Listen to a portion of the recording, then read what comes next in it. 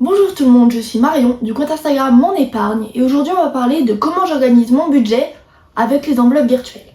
Pour gérer son budget, il faut tout d'abord trouver son organisation à soi pour éviter de se perdre dans tout ce qu'on fait. Pour la gestion de son budget, il y a deux écoles, celle qui fonctionne avec un suivi budget papier et celle qui fonctionne avec un suivi budget virtuel. Pour ma part, j'utilise une application de suivi budget directement sur mon téléphone qui s'appelle iSaveMoney. C'est bien plus facile pour moi de fonctionner avec une application directement sur mon téléphone car elle me permet de marquer chaque dépense que je fais bien plus facilement que pour un format papier. Mais pourquoi utiliser un suivi budget ? C'est important d'utiliser un suivi budget tout simplement parce que la méthode des enveloppes est une méthode qui nécessite de la discipline. Une fois que vous avez réussi à créer votre budget pour votre quotidien, il est très important de le suivre chaque dépense par chaque dépense. Cette méthode ne veut pas dire que vous allez regarder chaque jour, chaque heure, votre suivi budget. Ça veut simplement dire qu'à chaque fois que vous allez faire une dépense, vous allez la marquer dans votre suivi budget, que ce soit papier ou virtuel. L'importance de ce suivi budget, c'est de savoir où on en est, qu'est-ce que vous pouvez vous permettre et à combien vous avez déjà dépensé votre enveloppe.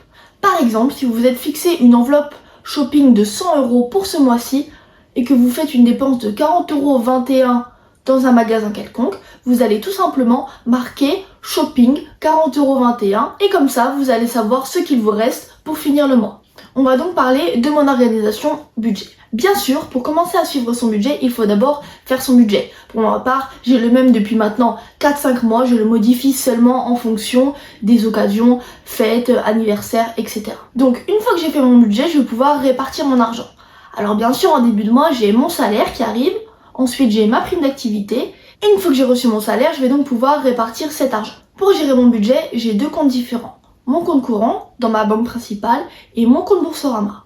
Mon compte Boursorama me sert d'enveloppe course. En début de mois, je fais un virement de la globalité de mon enveloppe course sur ce compte Boursorama. Ensuite, j'ai mes virements obligatoires. Alors, qu'est-ce que c'est mes virements obligatoires ? C'est tout simplement les virements qu'il ne faut absolument pas que j'oublie chaque mois. Donc c'est pour ça que je les ai directement inclus dans mon budget pour être sûr de ne pas les oublier. Dans ces épargnes obligatoires, il y a la taxe foncière, les impôts, le vétérinaire et la santé. Je fais directement mes virements de ces épargnes sur leur livret respectif et pour mon enveloppe santé, je vais directement retirer au distributeur la somme correspondante. Les sommes de ces différentes épargnes sont tout le temps les mêmes chaque mois. Une fois que ces virements obligatoires sont faits et que mon enveloppe course est virée sur mon compte Boursorama, je peux tout simplement gérer mon budget tranquillement. Et après, pendant toute la durée du mois, je marque chaque dépense dans les catégories correspondantes directement dans mon application budget sur mon téléphone. Si à la fin du mois il me reste plus de 50 €, alors cet argent va directement en épargne. Si à la fin du mois il me reste moins de 50 €, alors dans ce cas-là, je laisse cet argent directement sur mon compte courant pour le mois d'après.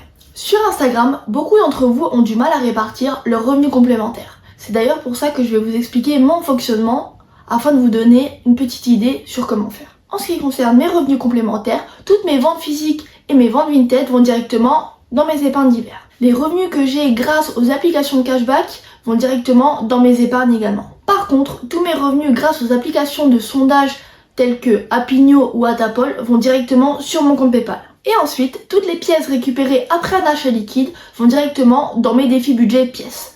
Alors pour ma part, je fais le défi 1 €, 2 € et le défi pièce jaune. Voilà pour moi, j'espère que ça vous a aidé pour votre gestion de budget à vous. N'hésitez pas à me poser des questions en commentaire si vous avez des questions. Merci de votre écoute, c'était Mon Épargne.